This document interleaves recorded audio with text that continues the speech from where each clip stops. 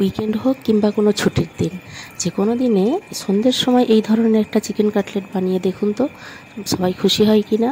বাড়িতে ছোটরা থাকলে তাদের তো আবদারের শেষ নেই, চিকেন নিয়ে যে কোনো একটা কিছু বানিয়ে দিলেই হলো। তো আমি অল্প একটু চিকেন নিয়ে এইভাবে কি সুন্দরভাবে চিকেন কাটলেটটা খুব সহজে বানিয়েছি, সেটা আপনাদের সঙ্গে শেয়ার করেছি। প্লিজ শেষ পর্যন্ত দেখে নিন। আর বাড়িতে যাদের বাচ্চা আছে তাদের তো এইসব রেসিপি বা মাঝে মধ্যেই বানাতে হয় তাদেরকে খুশি করার জন্য। পুরো রেস্টুরেন্টের মতো বাড়িতে এইভাবে কীভাবে বানিয়ে খুব সহজে সকলকে খুশি করতে পারবেন, সেটাই আজকে আমি আপনাদের সঙ্গে শেয়ার করব। এখানে আমি একটা আলু ভালো করে ধুয়ে পরিষ্কার করে নিয়ে 4 ভাগ করে দিয়ে দিলাম। আর 5-6 পিস মতো চিকেন নিয়েছি, বুকের কাছের মাংস। এটা অল্প পানি দিয়ে সিটি দিতে দেবো 10 মিনিটের জন্য হাই ফ্লেমে। কোনো রকম মশলা না দিয়ে এটা আমি ভাপিয়ে সেদ্ধ করে নিচ্ছি। দিয়ে এটা আমি বের করব।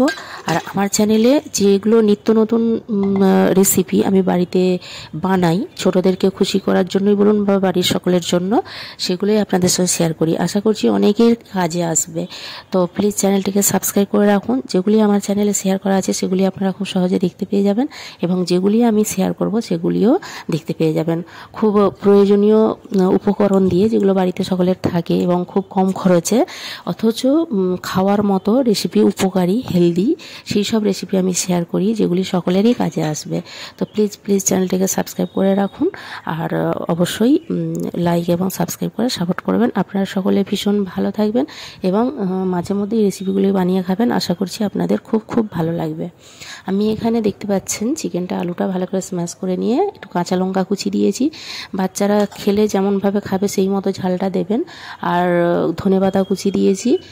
এখানে যেগুলো মশলা লাগে অল্প একটু আদা রসুন বাটা, গরম মশলা গুঁড়ো, আর অবশ্যই গোলমরিচ গুঁড়ো দেবেন। আর সামান্য একটু গন্ধরাজ লেবুর রস দিয়েছি, স্বাদটা আরও ভালো হবে। ওটা আপনারা চাইলে নাও দিতে পারেন। আর অল্প করে একটু লঙ্কা গুঁড়ো, হলুদ গুঁড়ো, জিরা গুঁড়ো, এগুলো সব দিয়েছি। দিয়ে হাতে করে ভালো করে মাখিয়ে নিলাম। আর এইটা পাউরুটি গুঁড়ো করা, মিক্সিতে আমি পাউরুটির স্লাইস যে ব্রেডগুলো হয় সেগুলো মিক্সিতে গুঁড়িয়ে নিয়েছি। নিয়ে একটু নুন আর একটু লঙ্কা গুঁড়ো মাখিয়ে দিলাম একটু কালার আসার জন্য। আর এখানে আমি 1 চামচ ময়দা নিয়ে পানি নিয়ে ব্যাটারটা গুলে নিয়েছি। এখানে চাইলে আপনারা একটা ডিম ফেটে নিয়ে ডিমে কোট করে ওই ব্রেড ক্রামসে বা ওই পাউরুটি গুঁড়োতে ডুবিয়ে নিতে পারেন।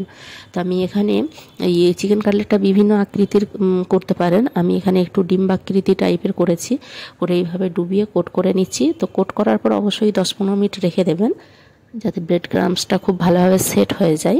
সঙ্গে সঙ্গে তেলে দিলে কিন্তু ব্রেড ক্রাম্সগুলো সব ছেড়ে গিয়ে কালো হয়ে যাবে, ভাজাটা ঠিকঠাক হবে না। তাই 10 মিনিট রেখে দিলে একটু শুকনো হয়ে সেট হয়ে যাবে।